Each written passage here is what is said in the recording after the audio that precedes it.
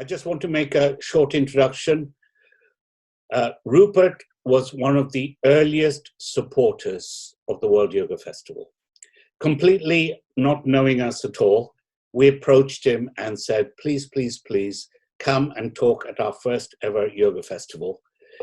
And the thing that went through his mind is, I don't do festivals, but for some reason, he couldn't say no. To this day, we don't know why he couldn't say no, but he said, of course I will. And he came and supported us on our very first festival in 2016. And we've been grateful to him ever since for his support. He's fabulous and draws enormous crowds. And he's got even more famous in the last few years with his direct path teaching. It is really a fantastic approach, a direct way of trying to see the reality of what is non-dualism is at its finest in terms of explanation. Shonali and I have listened to Rupert for many years prior to 2016. We've always enjoyed those talks, and it's a real pleasure to know him. And he's not very far away from us, and so he can just tootle along and come to the festival, and it's always a pleasure to see him there. So without anything further ado, I'd like to invite Rupert. Thank you so much, Rupert. Real pleasure to have you on our Sunday talks, and it's over to you. Thank you, Rama. Can you all see me and hear me? Yes, you can. Good, lovely. Ram, thank you for your kind words. It's true. I have to confess that you and Sonali are hard to say no to. I think it's because of your beautiful hearts and the beautiful intention you have to share this understanding with so many people across the world. So it's true, I am compelled on account of your generosity to always say yes to your invitation if my schedule permits. So thank you for inviting me here today. Definitely. So hi everyone. I've got my gallery view on, so just looking at you all. Thank you for coming to visit me in my sitting room in Oxford this afternoon. This wonderful platform that enables us all to feel that everyone has come to visit them in their own sitting room, wherever we all live around the world, like Indra's net. So that's beautiful. I see a few familiar faces and lots of new friends too. So welcome, everyone.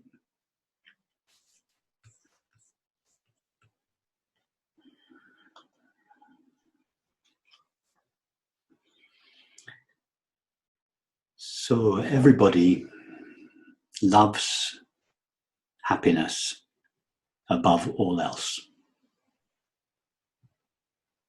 And for this reason, everybody seeks happiness above all else.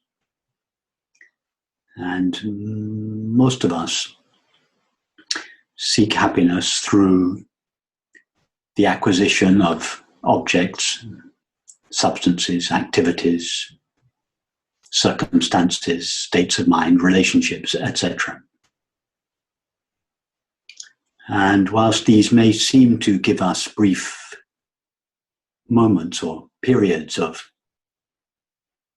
peace or happiness in our lives, they don't give us the lasting peace and happiness for which everybody longs. In fact, I would suggest that the reason that each of us is here in this gathering today is precisely because our search for peace and happiness in objective experience has failed us. And as a result of this failure to secure happiness in the world,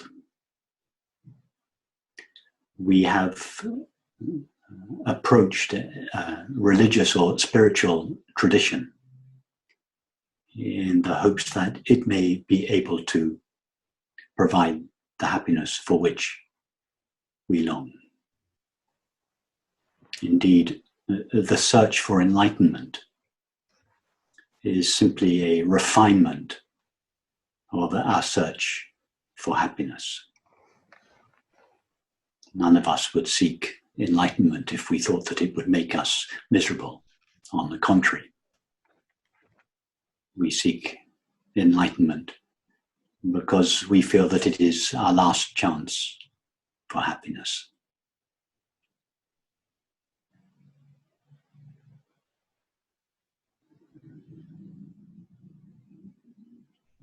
So I'm sure that there are people here from numerous different religious and spiritual traditions. And whilst each of those traditions may formulate the understanding that lies at their origin in very different terms, if we were to distill the essential understanding of each of these traditions into a single phrase, it would sound something like this: happiness is your nature. Or you are happiness itself.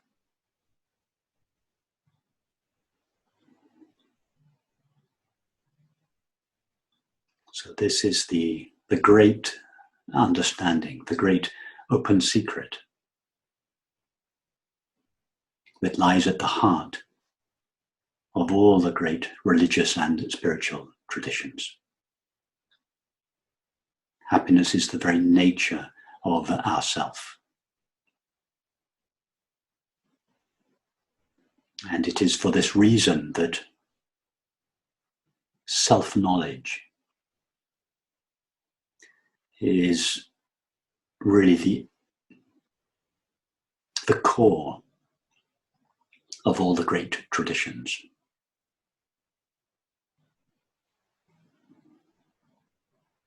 It's why the words "know thyself" were carved above the entrance of the Temple of Apollo at Delphi.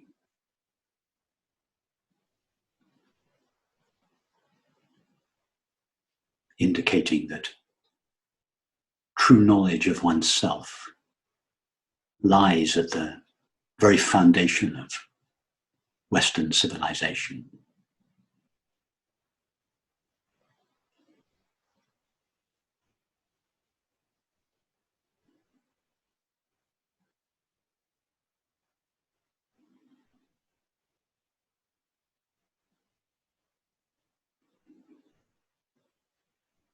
So what does it mean to know oneself?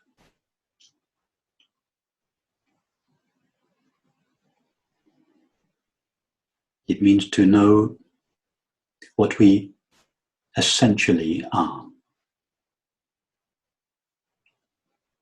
Everybody knows their self to a degree. If we were to conduct a survey of all 7 billion of us, and we were to ask the question, do you know yourself, or do you have a sense of being myself? Everybody would answer yes. Everybody has a sense of being myself. And in that sense, everybody knows their self. But not everybody knows their self clearly. Not everybody knows who they essentially are. Why? Because most people's knowledge of their self is so thoroughly mixed up with the content of their experience, that is, their thoughts, images, feelings, memories, activities, relationships, etc., that whilst they know their self, they do not know their self clearly. And it is this lack of clear self-knowledge that is responsible for the obscuring or the veiling of the peace and happiness that is the very nature of our self.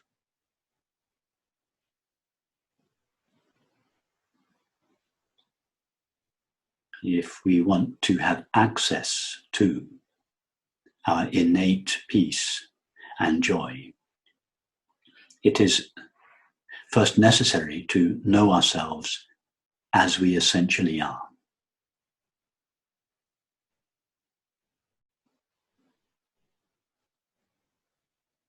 How do we discover what we essentially are? We simply discard everything that is not essential to us.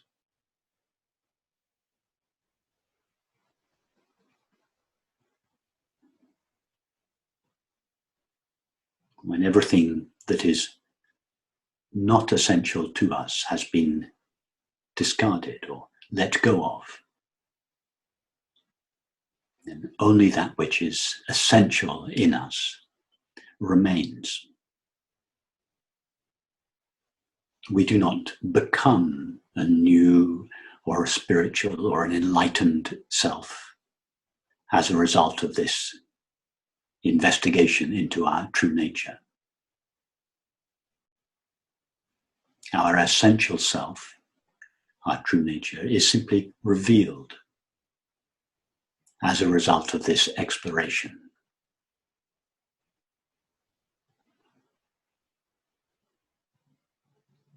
It's the example I sometimes use is the example of getting undressed when we go to sleep at night.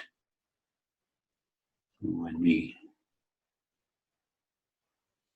go to sleep at night, we take off or discard all our clothes. And when all our clothes have been discarded, our naked body simply remains or is revealed. We don't suddenly become a naked body. We are always essentially, relatively speaking, a naked body. But most of the time it is covered with clothes. It's exactly the same thing with our naked self or our naked being, our essential being. When we take off all the layers of accumulated or conditioned experience that is not essential to us, our naked being or essential self remains. We do not become our naked being or essential self. It is simply revealed underneath the layers of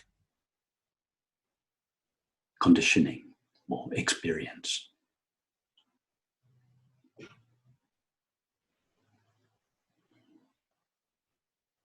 So let's embark on this exploration now. Ask yourself the question, what element of my experience is essential to me? Only that qualifies as myself or I. Take, for instance, our thoughts. Are any of our thoughts essential to us?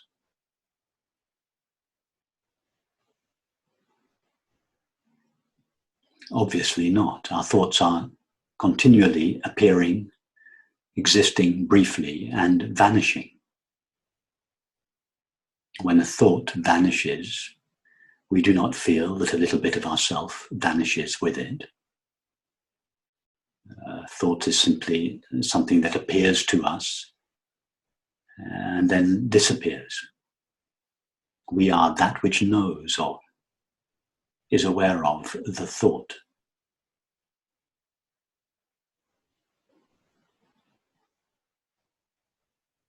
The thought cannot exist without us.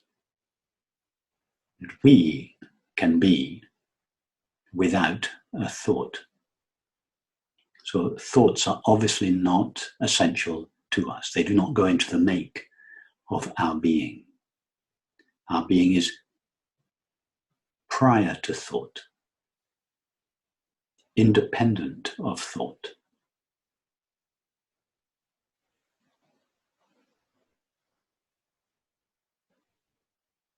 Likewise, no memory is essential to us. Memories are continually appearing and disappearing in our experience, and often there are no memories present, but we are always present.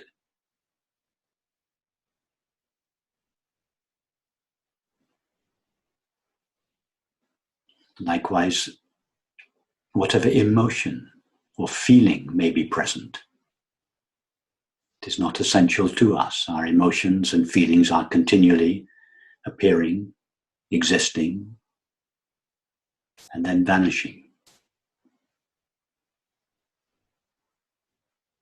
They are like clouds in the sky. No cloud is essential to the sky. The sky is essential for the clouds, but the clouds are not essential for the sky.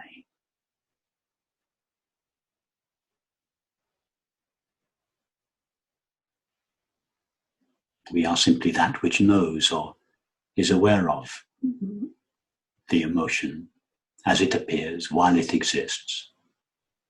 And after it disappears, we remain ourselves, simply open, available, present, aware of the next experience, whatever that might be.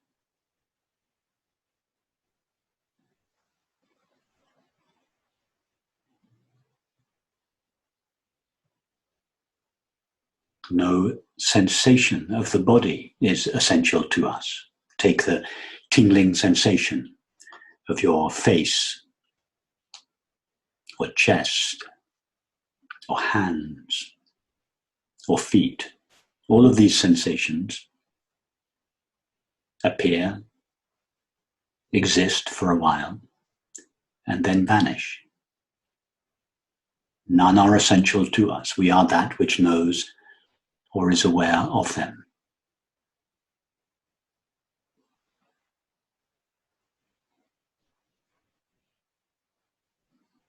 Likewise, our perceptions of the world, sights, sounds, tastes, textures, smells, all of these are continually appearing, existing for a certain amount of time, and then vanishing.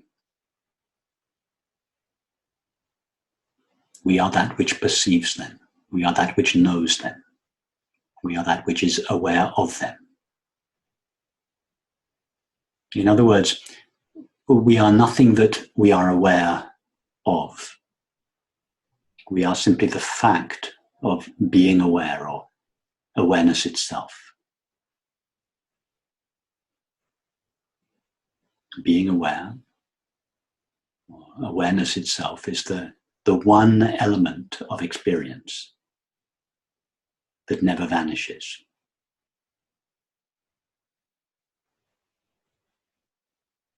Just take a moment to check this in the truth of your experience. I hope I'm not going to say anything today that each of us cannot check in our own experience and validate or verify for ourselves.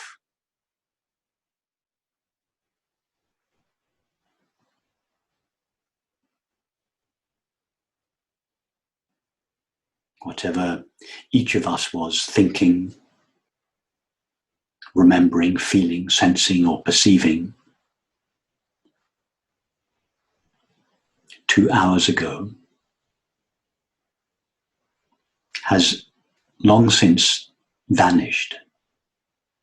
But whatever it is that was aware of whatever we were thinking, sensing or perceiving 2 hours ago is still present now, aware of whatever it is each of us is currently thinking, sensing, or perceiving. Everything apart from the fact of being aware changes, disappears.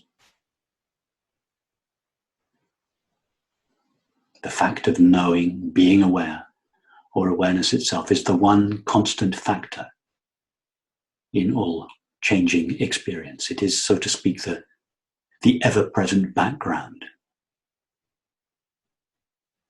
of all changing experience. Just as the transparent screen is the ever-present background of the constantly changing images in a movie.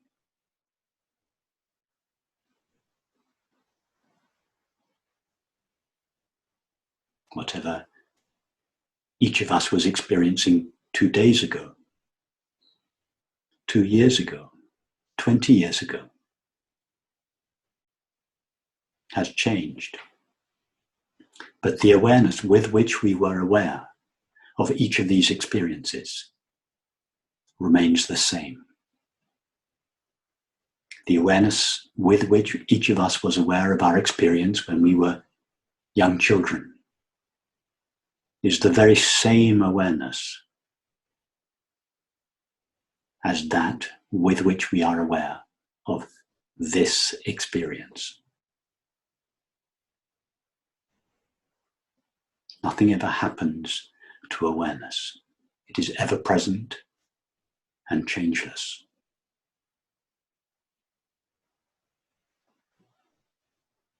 Just as, relatively speaking, nothing ever happens to the screen upon which innumerable movies play. Just as no movie harms or stains or destroys the screen, no experience hurts or scars or destroys awareness. We, awareness, are always in the same pristine condition.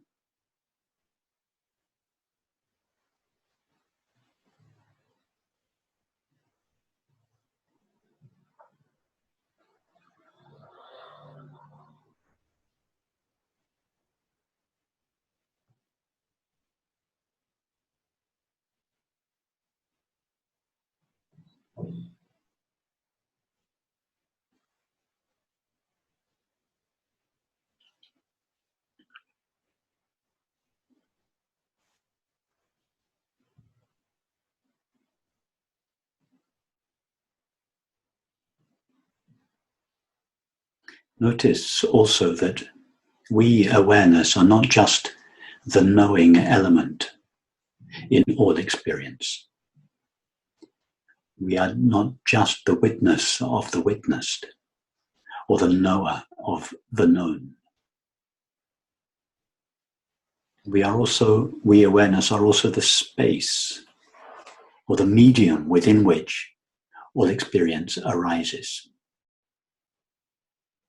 Every thought, image, feeling, sensation, or perception that we ever have arises in awareness or in consciousness. And I use the two words synonymously.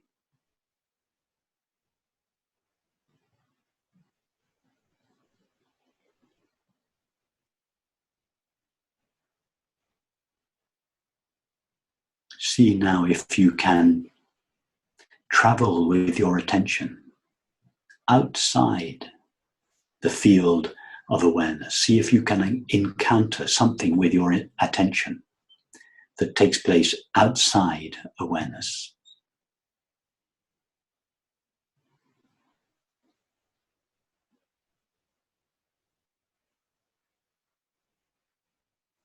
It's obvious that our thoughts and feelings take place in awareness. What is not immediately obvious is that our sensations of the body and perceptions of the world also take place within awareness, the only place, if we can call it a place, where it is possible for any experience to occur.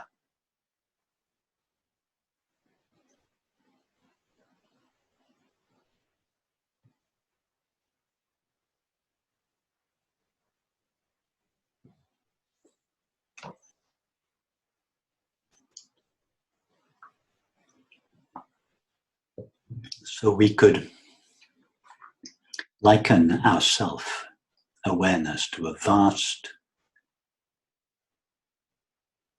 unlimited space or field within which our entire experience arises.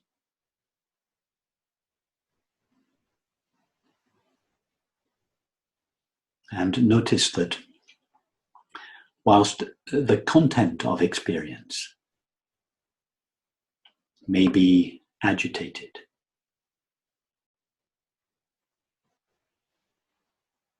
for instance, our thoughts and feelings may be agitated, we, the space of awareness, or the presence of awareness with which these thoughts and feelings are known, and in which they appear, is not itself agitated by them. We awareness are, as such, like the open empty space of a room. We are all now sitting quietly and peacefully in our rooms, wherever we are at home. But we might not be sitting peacefully. We could be dancing, we could be fighting. The space of the room would remain exactly the same. It would not share the agitation of our activities. In other words, just as it is the nature of the space in our room to be unmoved or imperturbed by whatever takes place within it, so likewise we, awareness, are never disturbed or agitated by whatever takes place in experience. We, awareness, are simply open without resistance to all experience. We do not need to be made open through effort or practice or discipline. It is the nature of our self-awareness to be open without resistance to all experience, and unharmed, unmoved, undisturbed, unchanged by experience. And this is what it is meant in the traditions when it says that our nature is peace. We, awareness, are inherently peaceful. And our innate peace has nothing to do with what does or does not take place in experience. Just as the stillness of the space of the room in which each of us is sitting has nothing to do with whatever does or does not take place in that space.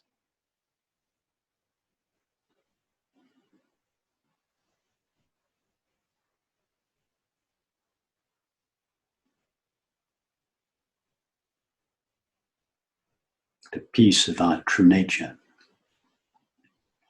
does not depend upon the condition of the mind, the body, or the world.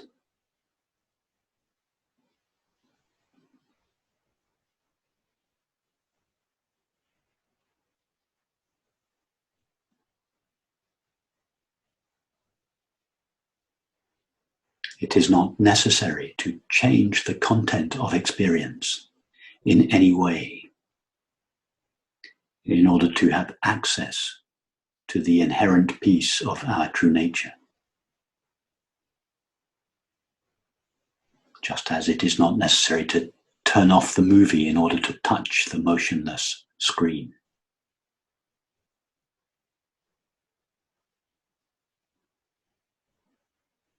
We are free at every moment to soften the focus of our attention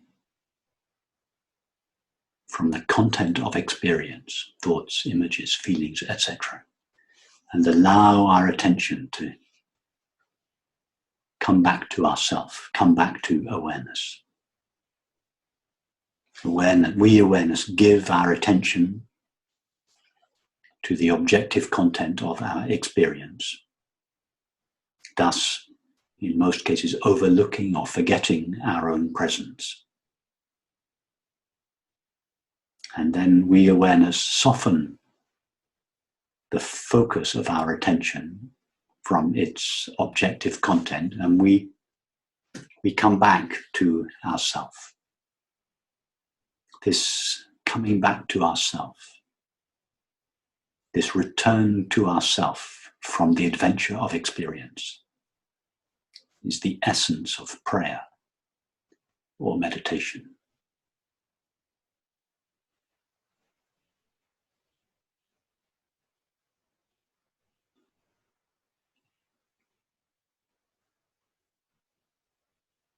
It is the direct path to peace and happiness.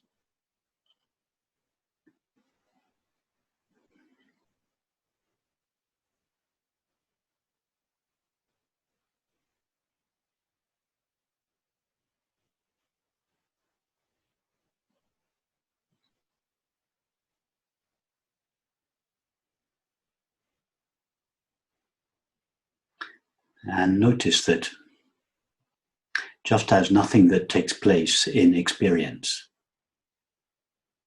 disturbs our self, the presence of awareness,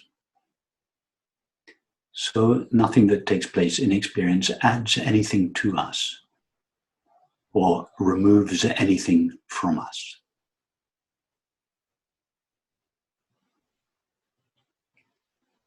Just as nothing is added to or removed from the screen when a movie begins and ends.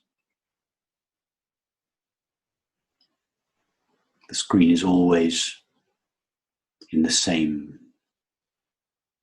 whole condition. So likewise, we awareness are never aggrandized or diminished by experience. We do not stand to gain anything from, nor lose anything from experience.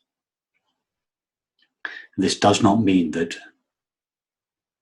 we, awareness, reject experience in any way. No, we, awareness, are totally open without resistance to all experience. But what it implies is that we, awareness, have no vested interest in experience. We do not approach experience from a sense of lack, seeking to be fulfilled or completed by it. We, awareness, are already self-fulfilled, complete, whole, in which nothing is lacking. And the common name for this absence of lack is, of course, happiness.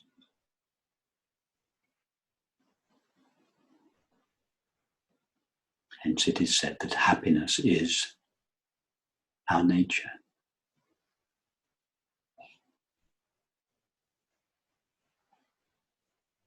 A happiness that is prior to and independent of the content of experience.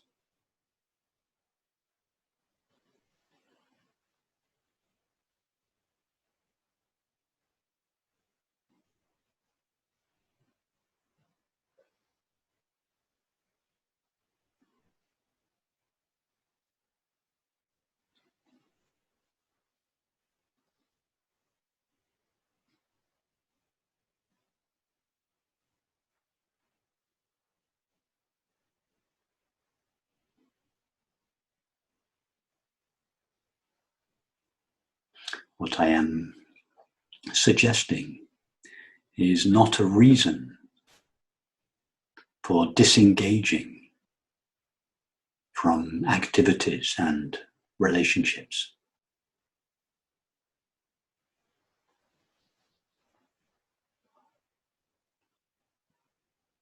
The implication of what is being suggested is simply that we should not engage in activities and relationships for the purpose of seeking peace or happiness.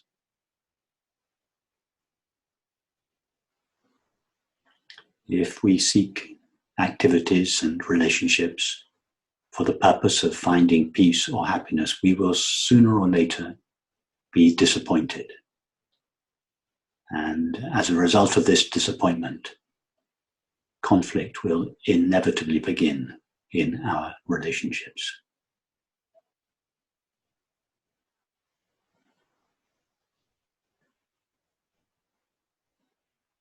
This is not a reason for not having relationships. It is simply a reason for not seeking peace, happiness, and love in them.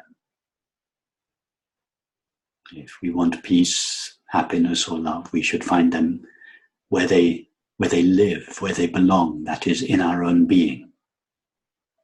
And then seek an activity and or a relationship in which to communicate and share and express and celebrate our innate peace and joy.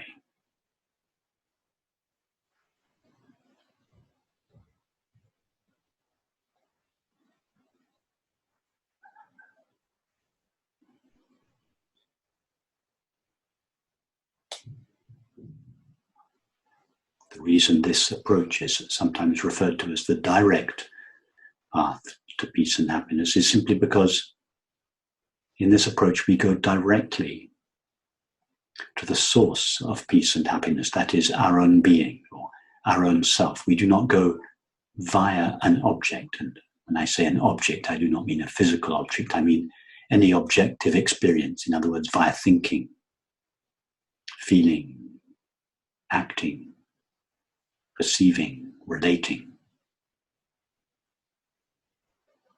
We go directly to the source of happiness in ourself.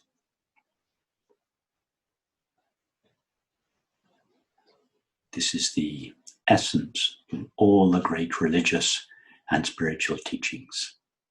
Happiness is the nature of your being. Know yourself as you truly are, and you will access your innate peace and joy.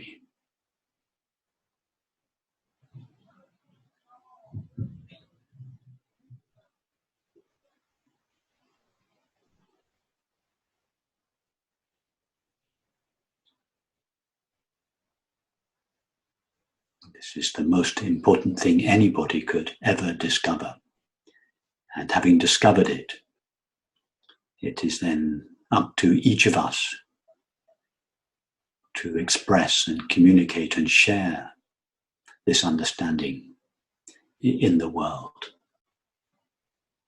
There is no greater contribution we could make to humanity.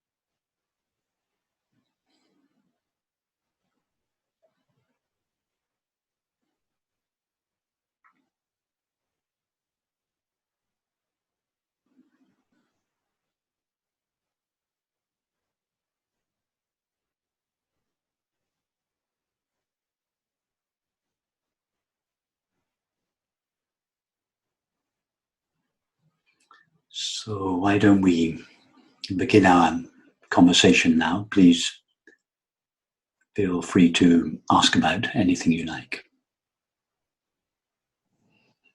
May I ask a question? Yes, please do. Hi, Rupert. This is Gayatri. Just wait till we can see you on the screen. Sorry, who is it? Gayatri. I think my name shows up as GA. Have you got your camera on? Yes. Ram, can we have Gayatri on the screen? I can't see a name beginning with GA. It just says only GA. I don't even think it says the whole name. I'll check again. Just go down to the bottom left-hand corner of your screen, Gayatri. You'll see a start video icon. Yeah, I can see myself and you. I think, Rupert, you've got to put her on speaker view, then you can see her. All right, let's first of all unpin the video. And I just sent a hi in the group chat, so there we go. It will be clear what my name shows up as. I think. Yeah, okay. It says GA. Okay, I can see you. I can see you in the little icons. That's fine for now. Let's go ahead. Hi. So when I'm actually concentrating on what you're saying, I can't come up with a question because I need to shift my focus to, think of the question. Absolutely right. Yes. Yeah, so it's really impossible. But when I was listening to you earlier in the day,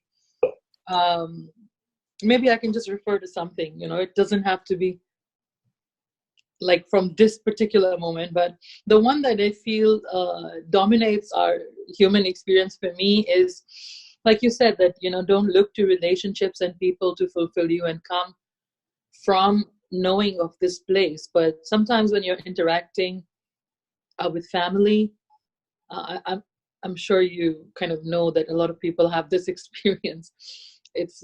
You may not be going in there to get the love and affection or fulfill yourself from there, but it goes you can experience feelings within yourself, and you can try and remind yourself that I'm awareness, but at that time you can't even really remind yourself because you're really in it. You can't be aware of the fact that I'm not this person that I've been taken to be for all these years of my life, and I would like to be able to live in the truth and not just have an understanding of it. Yes. So it's true that families are intense yogas for most of us. So whilst you may very easily be able to sit quietly alone on your sofa at home and recognize that you are the presence of awareness with which all your experience is known and within which all your experience arises, or when you're walking with a close friend in nature, it's relatively easy to feel this. It's much more difficult, as you say, to feel this when you are with a family member who presses all your buttons and all your own old habits of emotional reactivity come up in the face of this person, child, sibling, parent, whoever. But actually, the situation is no different. It may be more difficult. Your trigger, your reactions may be triggered far more easily in the face of a family member than they are when you're walking quietly in nature on your own. But the fact remains the same. You are the presence of awareness with which the unfolding conversation with your family member is known and in which it appears. So I recommend using the relatively neutral times in your life when you're sitting alone at home on your sofa to establish yourself, to be knowingly the presence of awareness. And then when the bar is raised, for instance, when you're with your family, at some point we find that our family loses its capacity to trigger us, which means loses its capacity to persuade us that we are the old conditioned person. It loses its capacity to take us away from being established in our true nature of awareness. And we may find ourselves one day in a family situation, and our brother or our mother or our father or our child, whoever it is, behaves in such a way that would previously have triggered us. And now we just feel like the open space of awareness. There's no resistance to it. We don't have to defend ourselves from this person's behavior, because space never needs to defend itself. It cannot be harmed, so why would it defend? So no need to defend yourself from your family member's behavior, but nor do you feel hurt or upset or triggered by it, which means you remain present, just witnessing or being aware of whatever is being spoken, and you are able to respond to it with love and intelligence instead of responding to it as you might previously have done in the past, namely with conditioned emotional reactivity. And therefore you bring to bear in this tense family situation, your presence, at least to a degree, brings the peace and the joy and the love that is innate in your self-awareness. You bring it to bear on the situation. That is your contribution to the family dynamic. So may I understand that as for a little while, if I'm able to stay without interacting or without putting myself in that situation. For instance, right now it's a lockdown anyway, and let's say I'm living on my own right now. And a second before I came onto this call, there was a family Zoom call going on. So for things like that, I may not even join. I mean, it wouldn't really make a big difference over there. You could not join, but this, sorry, remind me your name again. Gayatri. Gayatri. The Gayatri mantra. Gayatri, okay. Gayatri, it's true, you could simply not join, but this would postpone the situation. Now, you might argue legitimately that if you were not to join a family Zoom for another month, this would give you some time to establish yourself in your true nature so that when you returned to your family Zoom, you were better prepared. I would recommend that you continue to attend your family Zoom conversations and that you explore what I'm suggesting in the midst of the family Zoom conversation. You may be a little quiet, you may not contribute too much, you may see all the interactions and the dynamics going on between everyone. You may feel your old reactions being provoked, but instead of entering into an argument, you just think, oh, that's just an old conditioned reaction being provoked. I'm not going to buy it this time. I'm just going to watch it sail by. And you'll find in no time at all that you are able to face your family openly, with love, and to respond appropriately. I thought what you were recommending is that for a little while, practice it on your own, that when you're alone, that's fine, Gayatri. It's for each of us to give ourselves to the dose that we need. If of course, I don't know your situation. If your family situation is extremely inflammatory, then yes, maybe take a step back for a while, consider what is being said, and then slowly re-engage with your family. For others, there may be a little tension in the family situation, but it may not be too bad, in which case it will be possible to explore what I'm suggesting in the midst of their family, as opposed to in the absence of their family. So that is, I think, for each of us to know for ourselves. But if you feel that it's best to take a step back for a while, then of course that would be listen to yourself. Yes. Because the main thing here is to live in the truth. Whether I'm going in to meet them or not, that's secondary. My only concern is that sometimes when we get pulled back into shape, it may not be that I'm reacting, but within myself, there could be feelings of like I'm not being able to do anything in the situation. There's some practical things that need doing with their cooperation. And if there's no cooperation, I may feel that that's taking my attention away from.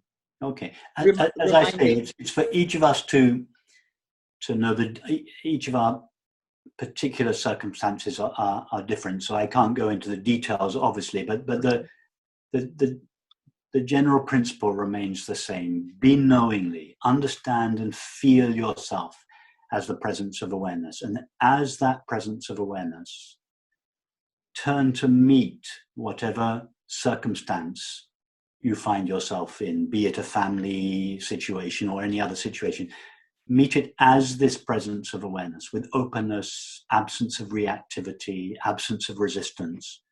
And that will allow the response you have to the situation to come from love and understanding rather than from reactivity. So I wish you the very best, Gayatri. Nice to meet you. Thank you, Gayatri. Can we? There's lots of people with questions. I believe that Mandy Adams, you came on first. Would you be able to identify yourself, turn your video on, and ask your question to Rupert? Thank you. Rupert, can you hear me? I can hear you and see you very well, yes. Thank you. I wanted to thank you for making the time to speak to us today and for sharing your presence has really touched me and confirmed in me some of my experience. And if I may share a little, 2 weeks ago, my sister suddenly died of an unexpected and unknown heart condition.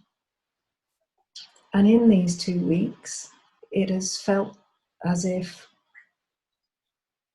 I've allowed myself, finally, I'm almost 50 and I have 3 young children, to feel all of the feelings which I don't think I've ever felt before. And from it, when you spoke about awareness, and it's not, doesn't go anywhere, I really feel her presence in me. And this place of being able to be honest and truthful within my family, my immediate family, and my larger family, has felt this unveiling that you spoke about, this unveiling. Yes.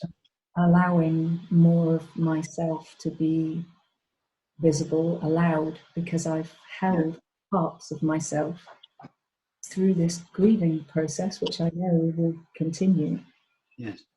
And when you spoke today, it felt as if a blessing. And I wanted to really thank you. Yes. Thank you for saying that, Mandy. And I'm glad you said this, because this, as you have expressed very nicely, this, what is being suggested is in no way, does not imply that we do not feel or that we feel any less. In fact, rather the opposite. For so many people, feelings are unbearable. They're too painful. And we all are in a habit of suppressing them or repressing them in one way or another, through substances, through activities. But now you feel you are the space of awareness. Awareness can never be overwhelmed by a feeling. It cannot be destroyed by a feeling. So no need to resist anymore. So actually you feel, in this case, your grief for your sister, that you may have simply found too painful to experience before, but now so you feel it actually more fully than you did before. But the feeling of grief is also accompanied by this openness and peace. No need to escape from it. No need to repress it. No need to. So I'm glad you mentioned that. Thank you for saying that. Yeah, thank you, Mandy. Marie Welsh, you had a question for Rupert. Do you want to make yourself available on video? Yeah. Stop. Yeah, Marie. Hello. Yeah, we can hear you. You can hear us. Hello there. I'm actually going to speak. I'm under Marie's name, but my name's Paul, Marie's husband. Okay. Hi, both of you. Hello, Rupert. It's an honour to speak to you. My God. Thanks, Frank. I've been following this progress for probably about 12 years now. When I first met Marie, funny enough, and we started listening to The Power of Now. Then I went from there understanding that when you use your senses, you're escaping your mind, because at the time my mind used to race a lot. So that was great to start a liberation of mind gaps. Then I got onto other people, Guru, and then I found you, and your direct approach was really, I find it quite easy to get there, especially when I'm in nature. And it's as if there's no sort of fear. It's as if even death itself, nothing seems to worry you, because you're in a sense of, it's the knowing. And Paul, can you formulate your question? Sorry, I've just been diagnosed with cancer. Okay. And basically, I've been researching it, and I decided to, rather than take the normal approach, I looked into the marijuana oil. And I took it last night for the very first time, just to experience what would happen, hoping it would cure the cancer. And during that spell, a sense of fear came over me. It's as if it triggered the ego off. So when I'm in a normal state of well-being, my ego is pretty much at bay, because I'm very aware of being aware. So I use my senses a lot. I normally start with sound. So the question is, I felt as if I got a feeling as if this isn't the right way to go. All right. So going by the intuition, I wasn't the knowing of knowing during that experience. So is that telling me that's the wrong way to go? I know it's a very question. Okay. So thank you, Paul. I'm not a doctor, so I'm not qualified, and I know you realize this. I'm not qualified in any way to comment on how you approach your cancer. There are many different approaches, conventional and alternative, and it is for you and Marie and to explore all the different avenues and to take up whichever you feel is best. And of course, I wish you the very best in that process. What this diagnosis throws up is, of course, as you felt intensely last night, is fear. Yeah. And fear is, of course, the fear of death. Yeah. I'm going to die. I'm going to disappear. So the remedy for the fear of death, not the remedy for your cancer, but the remedy for the fear of death is to explore who we essentially are. Is what we essentially are going to die or disappear? Our thoughts, images, feelings, memories, activities, relationships, all of these are certainly going to leave us. But in fact, all of these leave us every night when we fall asleep. You're not afraid of falling asleep, are you? You enjoy falling asleep. We all enjoy falling asleep. Why? Precisely because everything leaves us. Our perceptions, our activities, our relationships, even our most treasured relationships, our feelings, our thought, everything leaves us alone, in peace, in deep sleep. That's why we look forward to sleep at night, because we are all alone at rest by ourselves. So it's not the loss of experience that we fear. What we fear is that we will disappear. But actually, that is, we ourselves. So if we think, and more importantly, feel that our self is identical to this cluster of thoughts, images, feelings, activities, and relationships that we call a person, then we will inevitably believe and feel that when the person disappears, we will go with it. Yeah. And that is why this investigation is not only the direct path to peace and happiness, it is the ultimate, not only the ultimate cure for the fear of death, but more importantly, it is the best possible approach to our death, whenever it might happen. Because death inevitably means the loss of everything.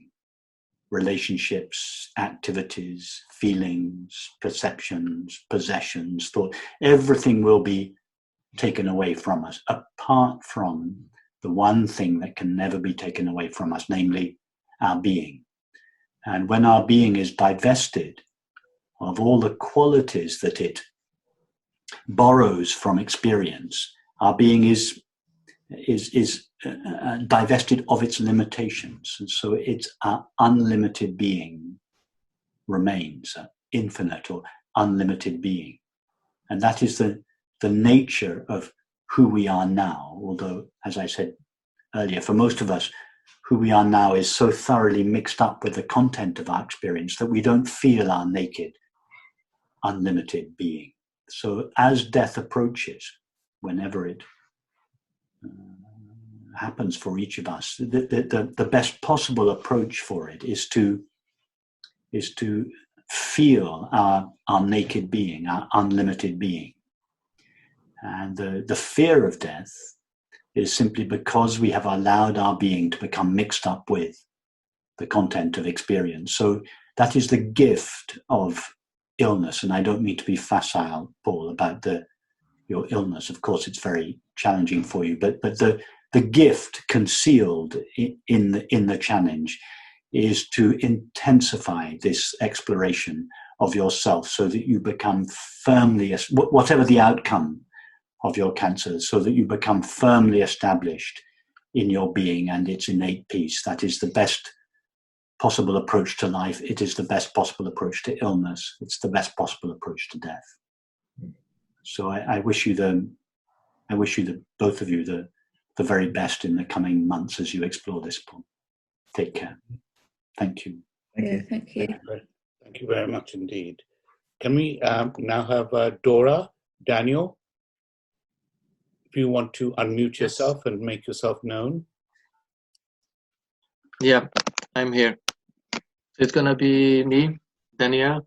Can I just, Dan, hi. Can I just say something in general, not to you or not to anyone personally, but just in general? There's quite a lot of us on this meeting. I understand there are quite a few questions. So when we're asking questions, just give us just as much background information as we need to know for the context of the question, and try and clearly formulate your questions, keep them brief, and I'll try and do the same with my answers.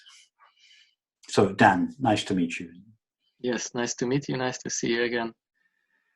So the question is coming from something I noticed recently during the lockdown, which kind of put into an extreme something that was noticed already before, which is that there is a state of mind or awareness present in my life, let's say linearly speaking, for more and more, longer and longer periods of time, and I abide in that.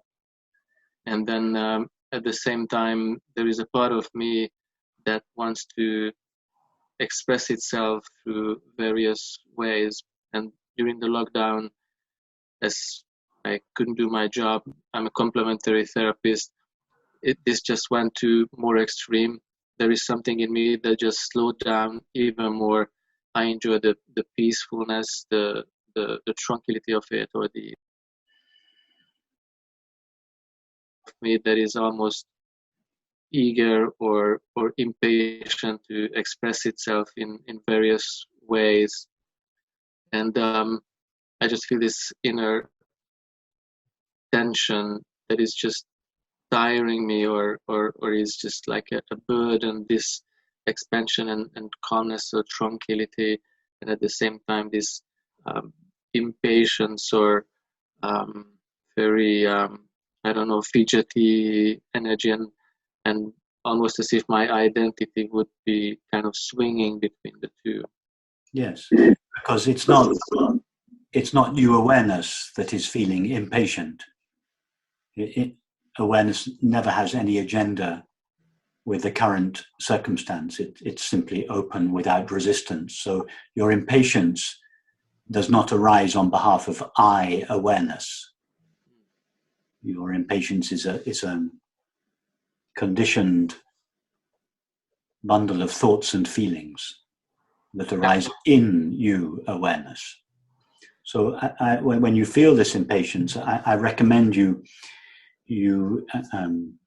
understand, but more importantly, feel you are the space of awareness. And this little tense knot of feelings is passing through you. The feelings are impatient. They are wanting to get away from the current circumstance. They are tending towards the future. But those feelings do not arise on behalf of you awareness. They arise on behalf of an illusory self, which when sought is never found. When you look for yourself, you trace your attention back to yourself, you never find an impatient self. You always find the true and only self of infinitely patient awareness. I think I can see that, and there is something almost scary that apart from a very simple practical financial aspect, like how I... We've lost you, Dan. Yes, I'm afraid we've lost him. Shall we just move on to Undressed? Sorry, Dan. We seem to have lost you there. I'm back. Oh, okay. So there is this scary aspect of this awareness or of this spaciousness that apart from a very practical financial aspect of our life, like how do I sustain my family's life or existence, there is a part of me that is just very happy, relaxed with doing nothing. Just so much that I am almost afraid how much this lack of need to do anything, to achieve anything, to create anything is there. That's true. There's no desire in awareness to seek experience in order to find happiness. But it is completely appropriate for you to face your current circumstance, which includes, by the sounds of it, looking after your family and earning a living. And there would be no resistance to undertaking that task very fully. So if there was any resistance or fear to doing that, again, that fear would not arise on behalf of awareness. It is appropriate for you to look after your family, if that's the role that you have in your family, to provide for your family financially. No resistance to that. You simply do that happily. I think the fear is more whether I can allow myself to not to do anything, because there is a very genuine... It's not a question of allowing yourself not to do anything. It's a question of allowing yourself to be knowingly the presence of awareness and respond to your circumstances from that perspective. Sometimes, in response to a particular circumstance, no activity or no response will be the appropriate response. On another occasion, taking your stand as the presence of awareness, the appropriate response will be some kind of action. In fact, non-action in that case would be the egoic response, not the response that is informed by love and understanding. So be open that if you know yourself as the presence of awareness, you will respond appropriately, moment by moment, with love and understanding to every situation. In some situations, that will be no response, no action. In other situations, it may mean a great deal of action. So what's important is where your response comes from. Don't superimpose no activity on yourself. So nice to see you again, Dan. Take care. Thank Thanks you. very much, Daniel. So next is Andreas. You had a question?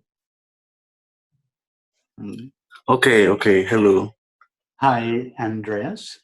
Okay, it is difficult for me to formulate the question, but I will do the best. I'm Andreas from Indonesia.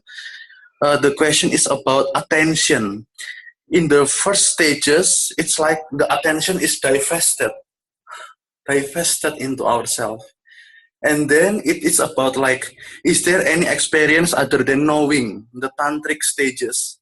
I have been following your teaching since 8 years ago. And my question is, after now in the recent month, it's like I cannot find the feeling of awareness. I cannot find the sensation or the divested or like the feeling of knowing. Is there any knowing? It Andreas, is like Andreas, awareness is not a feeling or sensation. It is that which is aware of all feelings and all sensations. It cannot be found. You're quite right. You cannot find it as a feeling, nor can I, nor can anybody. Yes, but the question is, it is okay to some years, and it's become like ordinary experience. It's like become just a plain fact. Like it's plain fact. To begin with, for one who has for many years been accustomed to knowing their self as a bundle of thoughts, images, feelings, activities, and relationships, to recognize I am the presence of awareness is the first time we recognize it. It's an extraordinary revelation.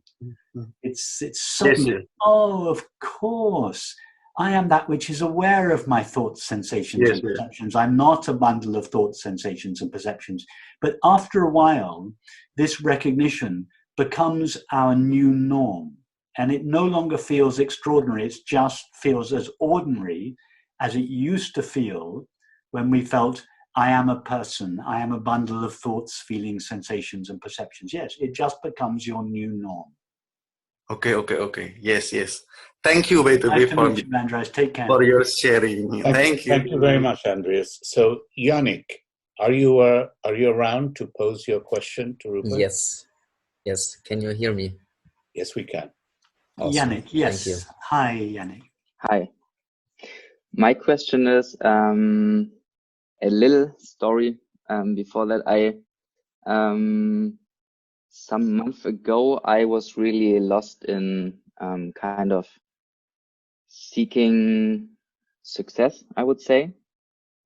And now I found myself having that peace again, but I'm quite afraid of going like engaging in the world and like again identifying myself with the body again and with the person. And my question is, how can I stay in that awareness while engaging in the outer world? Right. Yannick, it's quite common for people to set up some conflict between being knowingly the presence of awareness and their engagement in the world. And particularly, for instance, you mentioned success. Success, you might think, the desire for success is an old egoic desire. So I shouldn't want to be successful, or success would be the sign of an old egoic attention. intention, someone established in awareness with them. This is a misunderstanding. It's a very common misunderstanding, Yannick. There is nothing at odds. There is no conflict between being knowingly the presence of awareness and leading a fully active life in the world, including being successful, if that is what is on the cards for you. Whether we desire success or not, or whether we are successful or not, is not the issue.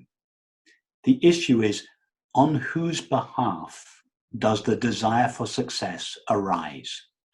If you feel full of love and joy, if you feel that you share your being with everyone and you are passionate about sharing that understanding out in the world, then there's nothing wrong with that, because your passion, your desire to communicate is a desire that comes from love. It comes from understanding. It is not an egoic desire. In fact, it would be egoic to repress that desire. That would be a movement of fear. It would come from fear, lack, restriction. So all that is necessary is to check not what your motives are, but where your motives come from. Do I desire success because I want to be rich or loved or respected or famous? That would be an egoic desire. And even if the desire was fulfilled, you would still be miserable. If the desire, on the other hand, comes from joy, from love, from kindness, from compassion, from a feeling that you share your being with everyone and everything, and you want to express that in your own unique way, then don't curtail your desire. Express that desire and feel that the full force of the universe is behind you, helping you to fulfill that desire and be successful in your endeavor. So, Yannick, go out into the world full of passion and love and enthusiasm, desire to be successful, desire to take love and joy and peace and compassion and humor and warmth of heart out into the world and communicate it with your own unique skills, whatever they might be. So it's nice to meet you, Yannick, and I wish you Thank you. Thank you very much for your question, Yannick.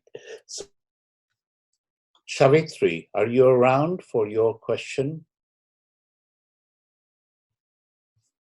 Yes, I'm here. Yes, I'm here. Hi, Rupert. Hi, is it Sonia? Yes. Hi, Sonia, and to your friend in the background as well. Hi. Samuel. Hi, both of you. So I will formulate the question very, very short, I hope so. I've been in this path of non-duality since the last 3 years. I'm following a master of Advaita Vedanta, and I have a beautiful relationship. But I always find that when I'm with my master in the ashram, I have a deepening in my practice and in this recognition of the awareness. And when I go back to my city and I have to follow my duties and my things, I realize that it's harder for me to really interact fully and to be, as I said before to Yanis, being passionate about, because I feel a big dispassion that is growing. And with the lockdown, I was in India with my master, and then I came back through the lockdown. I've been here a couple of months, and I spent good time, really inspired. And after a while, slowly start to increase this passion again. And I found myself with a big amount of this passion, not being even able to go out of the bed. And so I cannot find the happiness. Okay, well, I think I intuit your question. So, Sonia, it's very normal to begin with, in order to find or recognize our true nature, first of all, and then to become established in it, we need to shut out the demands of the world, because the demands of the world, they are so overpowering and overwhelming. It's for the same reason that when you plant a tree in a forest or in a field, you clear the soil from around it and you put a fence around it so it is not competing. You protect it from the environment in order for it to get strong. Now, when the tree is strong, you take the fence around, you let the animals roam around it, the grass grows up to it. The tree is strong enough to withstand the influence of nature. So it's exactly the same here. To begin with, for most of us, both our external circumstances, the world, activities, relationships, and our inner environment, thoughts, feelings, and sensations, are so demanding and so intense for most people that we need to distance ourselves from them. And for this reason, some people put aside a time and a place for meditation every morning and every evening. But also there are places whose purpose is specifically to help us distance ourselves from the demands of outside and inside experience. And such places are monasteries, ashrams, retreat centers, caves, etc. So you find that when you go, where do you live? Where are you now? In Barcelona. You're in Barcelona. So when you leave Barcelona, but Barcelona, it's everything is happening, or it's such an intense city. I have to say I love it whenever I come to Barcelona to give talks, but it's an intense city. So you have to go to India, to your ashram, to your master. His presence reminds you of yourself. That's already a help, but no doubt the ashram is in some beautiful foothills of the Himalayas or in Rishikesh. And so circumstances are relatively peaceful compared to downtown Barcelona. So again, this is you have placed yourself in benign, peaceful circumstances. You're not at work, you're not with your family, you've put, this is the fence around you. And it's natural, it's good to do this. And then you come back to the world in Barcelona and it's okay for a couple of weeks, but sooner or later the old habits creep in. So you go back and forth, back to your teacher. I used to do this for many years, for several years. I used to do this. It's happened. My teacher used to live in California, not in Rishikesh or in India, but wherever. So, but what I found, and I found my experience was similar to yours. Whenever I was there on retreat, it was always, there were no demands of family, work, etc. It was easy just to abide in one street. And then I would go home, family, work, etc. The bloom left over from the time I spent with Francis and on retreat, it would last for a few weeks, but sooner or later I would lose it, so I would go back again. So I'd go back and forth like you're doing. But what I noticed in time was that when I came back home, the peace that I found on retreat would last for longer and longer. It was first of all a few days, then a few weeks, then a few months, and then I would go back, maybe this back and forth. But in the end, I could find no difference. It was the same. And I tested this for many years. I kept going back for many years. I wanted to make sure that the peace was identical. When I was with Francis and friends and in California, when I was at home working, I wanted to test my peace in the fire of experience. And it's very important to do that, Sonia. So I recommend you keep going back and forth for as long as you need to go back and forth. And in time, you find that this peace remains with you, because its source is not in India. Its source is in your own being. India, or your master in India, is just, he or she is just like a placeholder for awareness. He or she, is it a he or a she? He is simply a representation in your mind for awareness. And even so, you go there and immediately you feel connection, but it's not really him who is providing the peace. He is just giving you direct access to your being. So in time, keep going back and forth to India for as long as you like, but really the place to go back to is your being. Your master is a placeholder for your being. You don't need to go to India to have access to your being. You can, to begin with, at the beginning and the end of your day, you can close the door, you can sit quietly with your companion, meditating or on your own. But in time, even walking down the streets of Barcelona, nothing can take you away from your peace. You may still choose to go back to your master in India just for the joy of being with a beautiful friend. But you no longer go there for peace because you've discovered the unshakable peace of your own being.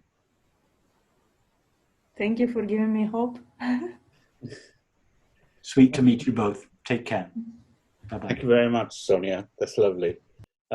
Irina, did you have a question you wanted to put to Rupert?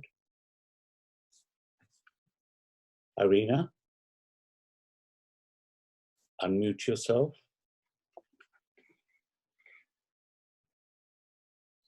Then we'll move on to Claudia or Claudia. Do you want to put a question to Rupert? Sure. I didn't have my hand up, but I'd love to speak to Rupert. Hi, Claudia. Hi, Rupert. Okay, just a little bit. I've only been, I don't know how I came upon you, but I just did, and this was like a year ago. I'm just so I don't know, just so touched that you're right in front of me. Thank you for coming into my life, coming into my world. You're one of the people that have helped guide me to my awareness, to that place where like you said, it's hard to put into words, but things just become neutral. They don't become any more like a horror and like playing with the mind. It's just, I just settled in, and I didn't have a real question, but I wanted to, I wanted to let you know I've met you there. I meet you when you speak. When you speak, I can settle into that this moment, this space right here. It's a grace, but you got me there. I have so many other teachers. I have at least 10 people that I go to on a daily basis. Well, not daily, but that I listen to, and I meet them there. And you're one of them. And you brought me more to helped guide me to my awareness of the moment, even though the other ones helped me through like the back door and stuff. But I just wanted to thank you, really. Just thank you so much for just having to be appeared in my life, That's just what I needed right now. With everything else, you're great.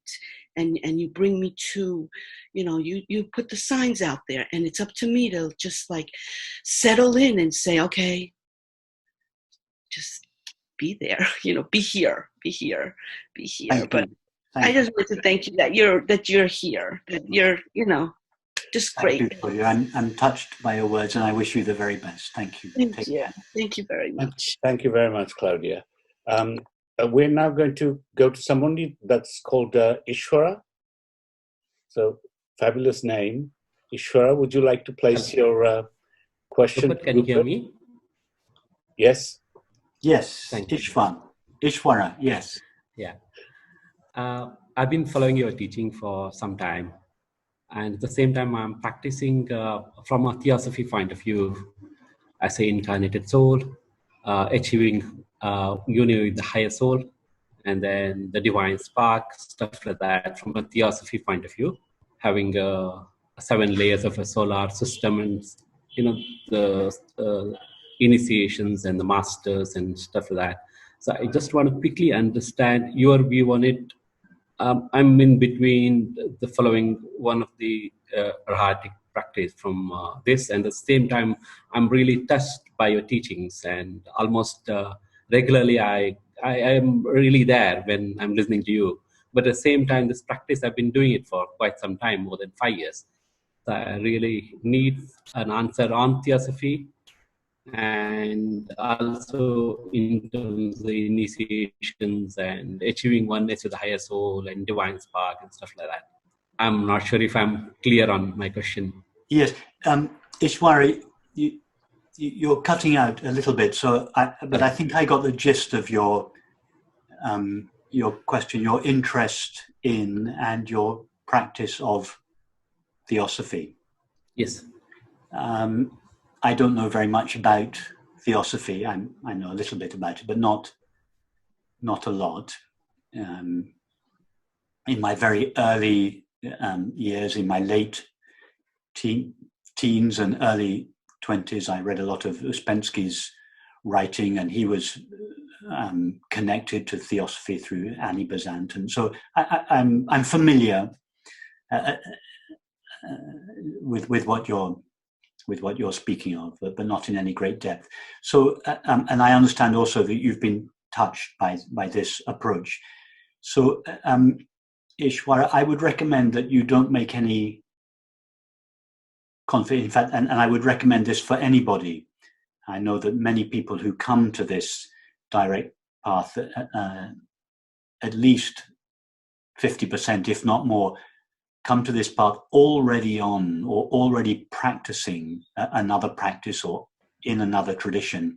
And for many people, there can be a conflict, a kind of crisis arises in their lives between their old path, which they love, as you obviously love the path of theosophy, the ideas, the practice, the people that you work with. And at the same time, there is this recognition of the simplicity and the directness of the direct path. So this conflict that you are expressing, or this question, I don't feel that it's a big conflict in you, but the question that you are expressing is very common. And my answer to you in particular, and to everyone who finds themselves in a similar position, is not to make a conflict, not to make a problem out of your previous practice or tradition or lineage or teacher and what you are hearing here. Just incorporate what you are hearing here, give it your love and attention. You are doing that naturally because you are interested in it. Follow the guidelines, follow the pathways, the meditations that are being suggested, and just see where it takes you. See how you're on a pathway, and this new possibility has opened up in your life. Keep them both going. Be open to both. Don't feel that you have to make a choice between them, and just see how this new approach impacts your old understanding, and just be open to letting the future unfold. Don't be rigid about your old practices. Be fluid, be open to evolving in understanding, growing in understanding. Be open to this new possibility, but don't feel that you have to divorce the old one and commit yourself to the new. Just let both these pathways unfold in your life and see where they take you. That would be my recommendation. Thank you so much. Thank you. Nice to meet you, Ishwara. I wish you the very best. Thank you so much. Thank you. Penny, are you around to ask your question for Rupert? Penny Yes. White? Thank you. My question is, does it matter what we do with our human experience, with our life? The answer is yes. Could you expand on it a little bit? If it helps to have background, I lost my daughter in the middle of April following a stem cell transplant, and at the moment, I suppose I was so tied to that as being my purpose, taking care of her, that I'm sort of open-minded and waiting to see what my next job is, if you like. Yes. Been taken to the garden because that seemed like a sensible thing to do, and to carrying out some projects that she and I had agreed we would do. But yeah, so just that's what I'm just wondering how do we work out what it is the right thing to do? Yes. Okay. Well, yes, Penny. It does matter what we do in our life, and the death of your daughter is obviously an enormous event in your life, and involves a complete reorientation of your life, and it will take some time. It will most definitely take some time, and maybe quite a long time for your life to find a new purpose, because as a mother, your entire life has been so intimately bound up with the life of your daughter, looking after her, taking care of her. So you're not suddenly going to find a new purpose and go off. It may take some time. It may take a few years. Not just if you had lost your job, then I would suggest maybe a couple of months, or even if you had had a separation from a relationship, that can take a little bit longer. But this is bigger than either of those. This is about as intense as experience can get. So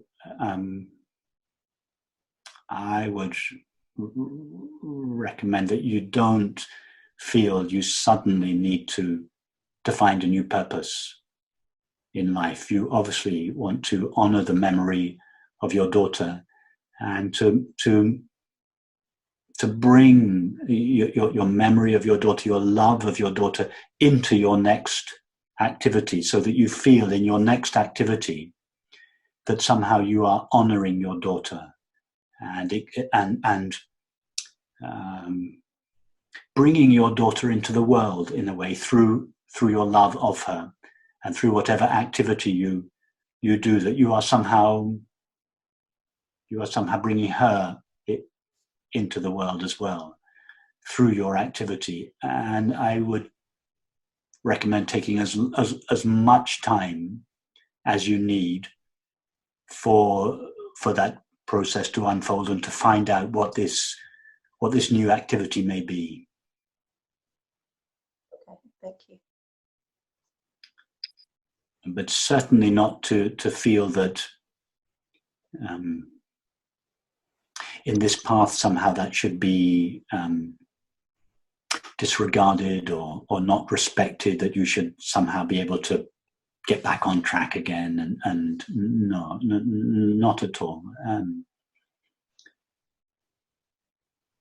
Well, my heart goes out to you, Penny. I wish you the very best over these next few years. Take care. Thank you, Penny. The next questioner has logged in themselves as Galaxy Tablet A. Can we see your face, please, Galaxy Tablet? Or even Galaxy Tablet A? Until then, shall we move on to Zoe? Yeah, I can see Galaxy. I can see you on my gallery view. Okay. So if you start speaking, Galaxy Tab. Galaxy. Just start speaking and we'll see you, I think. Is it me? That's it, yeah. That's I'm it. not very up on computers That's very it. much. Good. We can see you. Tell us what your name is. Is it Galaxy? No, it's Julia. Julia, good. Okay, good. Hello, Rupert. Hi, Julia. Hi. I just wanted to ask a question. Let's see how it comes out. I've been on this path for quite a lot of years, and what I'm noticing now is when I leave aside my thoughts, my emotions, I can just feel present. I can just feel a vibration that I'm alive, I'm here. I can feel like an awareness even of that. And yeah.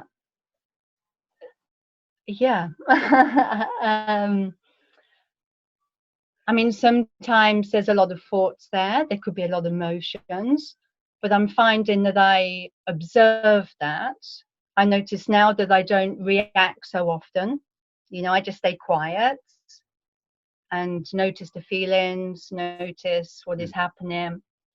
And then if I need to respond, and I don't want to make it robotic, I don't, but I'm just wondering if I'm going the right way, or am I in another kind of facade of the mind?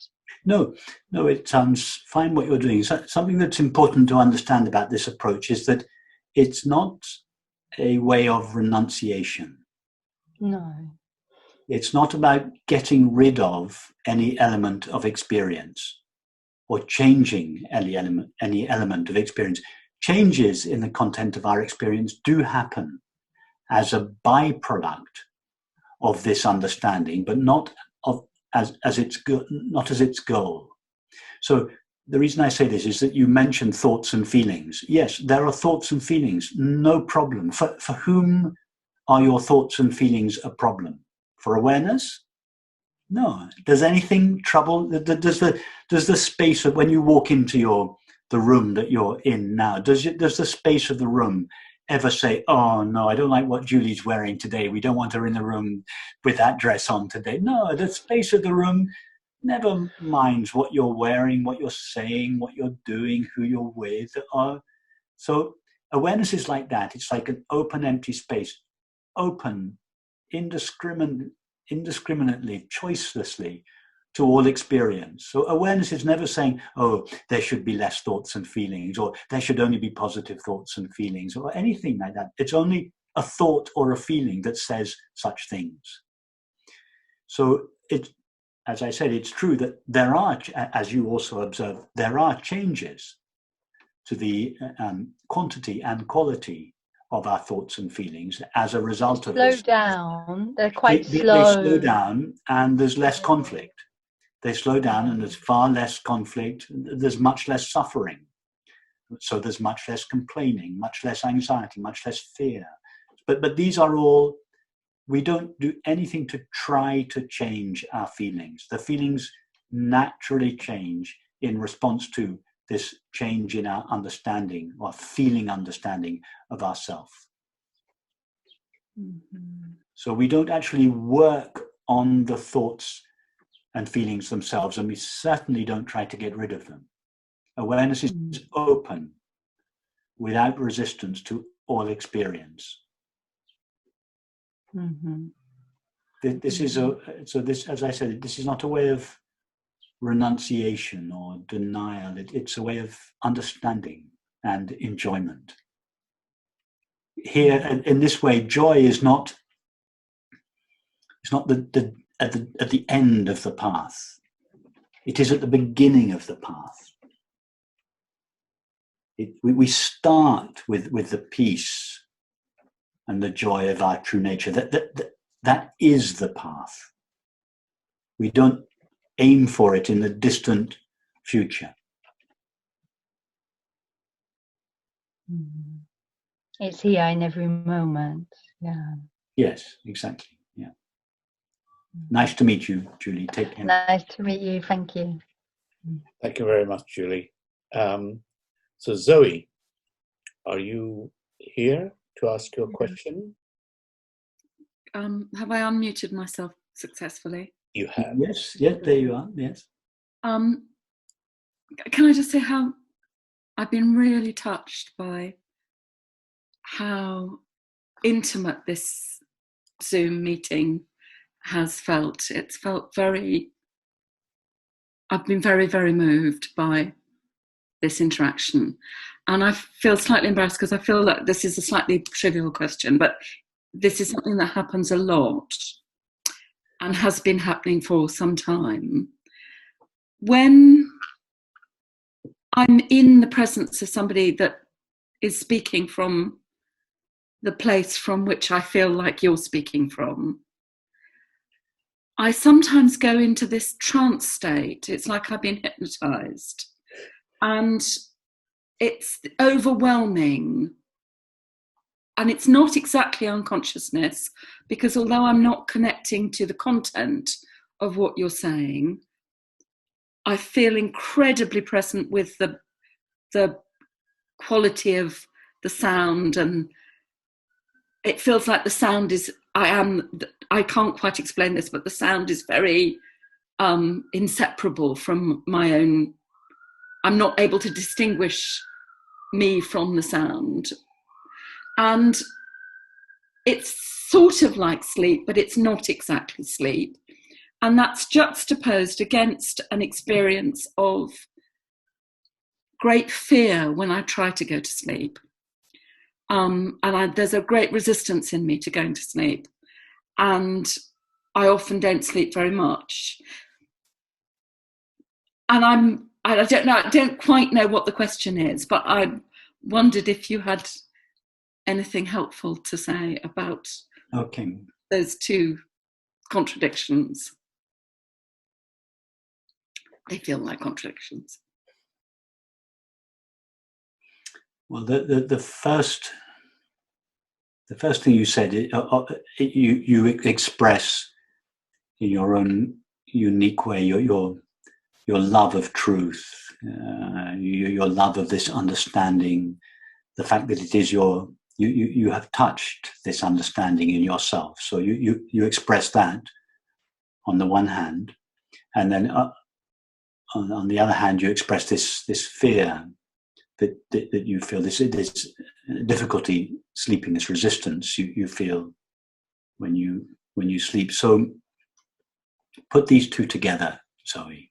When you fall asleep, when you're lying in bed at night, feel first of all that you are trace your way back to yourself. Understand, but more importantly, feel I am the open, empty space of awareness. Everything is welcome within me, including my resistance. Because probably up until now, your resistance has been the one thing that you have wanted to get rid of so that you can go to sleep. Yeah. So the one thing you may not yet have done is totally welcome your resistance. It's a little bit counterintuitive, because you think, I have to get rid of my resistance or my fear, then I'll be able to go to sleep. No, it's the opposite, Zoe. You have to totally welcome your resistance so that it's no longer problematic, because it is not problematic for you, awareness.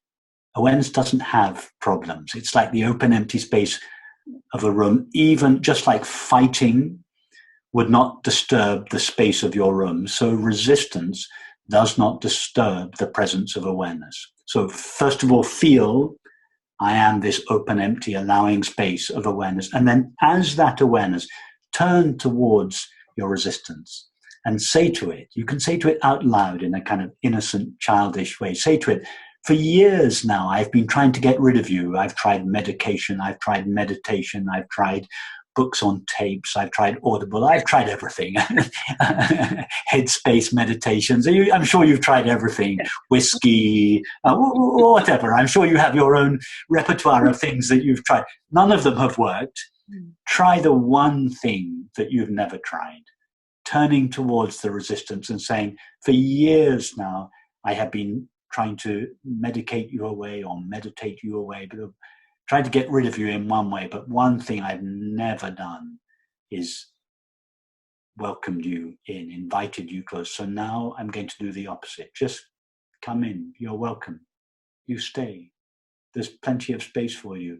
You stay for as long as you like. And the test, Zoe, this is very important, because you might be inclined to do this welcoming of the resistance with the subtle agenda of finally getting rid of it. And that's faking it. That's pretending to welcome it whilst trying to get rid of it. So you have to be able to answer yes to the question, can I live with you forever? Can I live? You have to be able to say to the resistance, you're welcome in me forever. And then you know you're not doing this in order to get rid of it. And you'll find it's so much easier than you imagine it might be, because you are already, you don't have to make an effort to make yourself allowing or welcoming. You, the space of awareness, are already allowing and welcoming. Well, this is what in the tantric traditions, it's what they call devouring your emotions. Okay. It's the approach that was made well known to many of us through the Grimm brothers' fairy story of the Kiss the Toad. You know that story? Yes. You kiss the toad. The princess had to kiss, not just welcome, but to embrace, to kiss that which was most distasteful to her.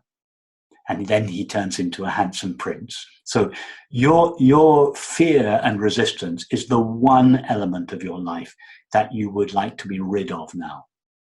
You have to kiss it. Start by welcoming it, then embrace it, then kiss it. Sooner or later, he'll turn into a handsome prince. Thank you. Thank you.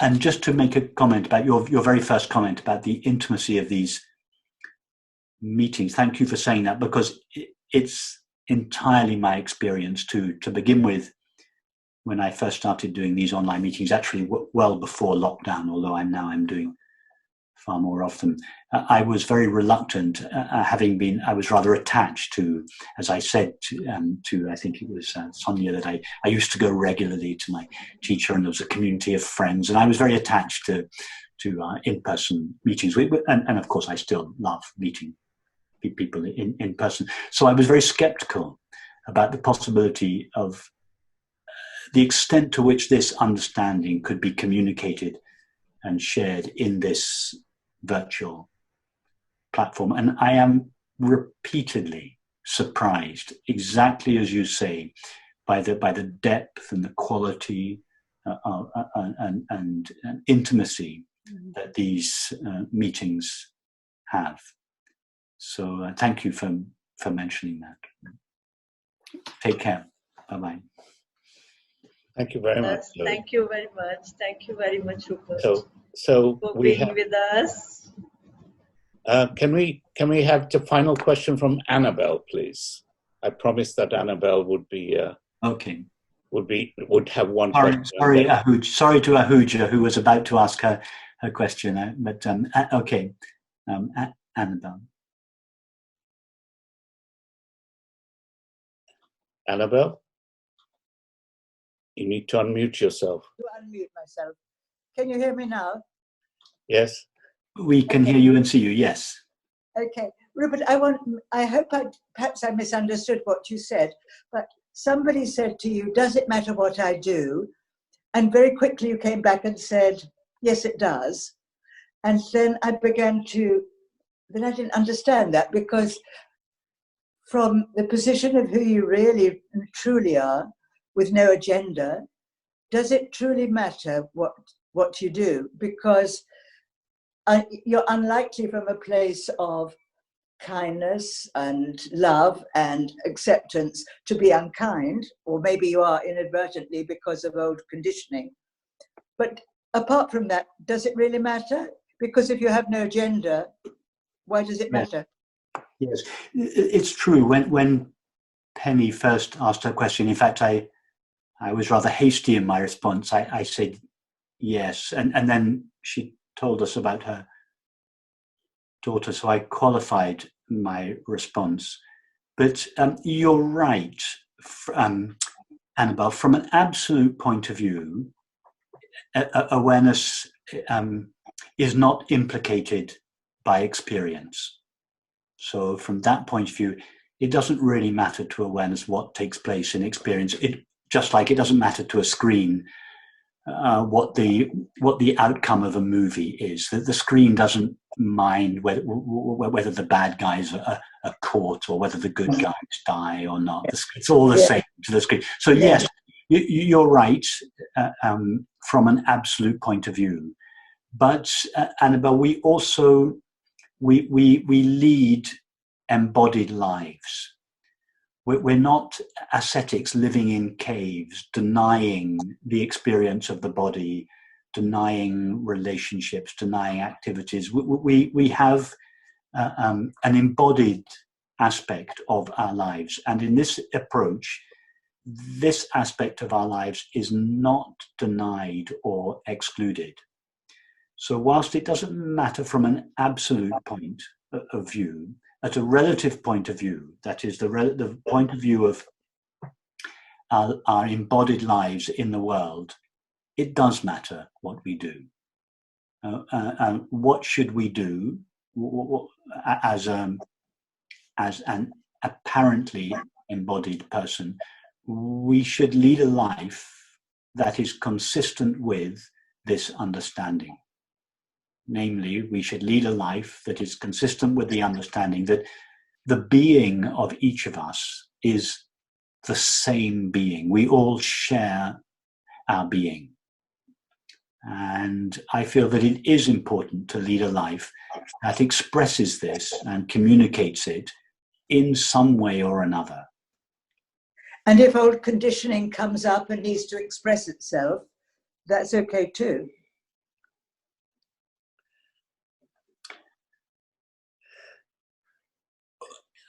From an absolute point of view, it is okay. But, you know, Derek Chauvin, the policeman who killed George Floyd, was just expressing his old conditioning. Yes. Is that okay? No, it's not. Not from the standpoint. From the point of view of awareness, of course, it's all okay. But can you honestly stand by and say, it's fine, don't take any action, it's all the same to awareness? I can't. I feel compelled by my understanding, but also my feeling that we all share our being. That if I see someone behaving, or if I notice any such behavior in myself, that is not consistent with the understanding that we share our being. In other words, that is not consistent with love. I feel compelled to respond on behalf of love. That doesn't necessarily mean I'm going to go and get involved in the situation, but I feel compelled out of love to share my understanding such as it is. Does it matter ultimately? No. Does it matter relatively? Yes. Mm-hmm. And I would be surprised, Annabelle, if you did not feel the same way. Do you have grandchildren, for instance? Do you mind me asking a personal question? Yes, I do. Yes, I do. Does it not matter to you very deeply whether your grandchildren are treated kindly and with love? I would suggest it does matter to you. It does matter to me relatively. Yes, it matters to me. Let's not be too philosophical. But it's like... When your grandchildren are suffering, does it touch your heart? It touches my heart. You know, in that case, it matters. I don't know the whole story. Well, but it matters to you. That's all. You cannot stand by and say, my grandchildren are suffering, it's all the same to awareness, I don't care. You do care. It does matter to you. I do care. It does matter to you how they are treated by their parents, by their community, by their... You do think it matters. You might know, and I'm not doubting that your I know you're being sincere. Of course, ultimately, it doesn't matter. But I don't think you can stand by and say, it doesn't matter if my grandchildren are abused. It does matter to you. So it's important that we marry this understanding to our everyday life, and that it's not just some intellectual understanding. No, it matters to me, Rupert, but I suppose that if I can do something about it, I will immediately do something about it. If I can't, I seem to take my stance in, I don't know how the outcome is going to be, because I only know my personal feelings. Yes. Annabelle's personal feelings, but that is not... Annabelle, to feel compassion for another human being is not a personal feeling. It is not a feeling that arises on behalf of being a separate person. On the contrary, it is a feeling that compassion is always an impersonal feeling that arises on behalf of love and intelligence. So you're right. You don't know how your grandchildren are going to turn out, what the situation with George Floyd and Derek. Of course, we don't know. And it could be, obviously, you are involved in a situation with your grandchildren. You have a part to play in their upbringing. You're not going to have any direct impact on the destiny of Derek Chauvin, for instance. So you can't do anything about that. But nevertheless, you do. Your feeling of compassion towards your grandchildren, George Floyd, Derek Chauvin, or anyone else, is not a personal feeling. It is a feeling that comes from love and understanding. And I feel, as human beings, relative human beings, as you would say, it is our sacred duty to express, in whatever way feels right to each of us, our love and understanding, such as it is. Mm-hmm. Okay. So I think we should probably thank you, Annabelle. There's more, obviously, to discuss about this. So yes. Occasion. I would like to understand better. I hold these. Thank you very much. Not at all. Nice to meet you, Annabelle. Thank you. Thank you. Thank you very much. Thank you very much, Rupert, for being with us. So great of you. Thank you, Ahuja. Thank you very much. Thank you very much. So, thank you, Rupert. Thank you. Thank you. Thank you so much. Good to see you, both of you. Good to see you. Hi. Love you, Rupert. So they all. You can clap if you want to. We can unmute you all if you wanted to clap. That's okay too. So Thank you. Just coming in, Rupert, through the chat line. Good to be with you all. Thank you, and thank you, Ram and Sonali. Thank you very much. So, thanks, Rupert. Bye. Just as a bye-bye, thank you very much, Rupert. Really appreciate your time, and it's always lovely to see you. And I'm gonna, if you, I know that we're going to invite you for the festival next year, July next year. I'll get you the dates. You have to be there. You have to be there, Rupert. Otherwise, I'll get all of these people to email you directly. And that'll serve you right. So, as I said, Ram, you're very hard to say no to. But, thank you, Ram and Sonali, and thank you, all of you. It's sweet to be with you all from around the world. Take good care.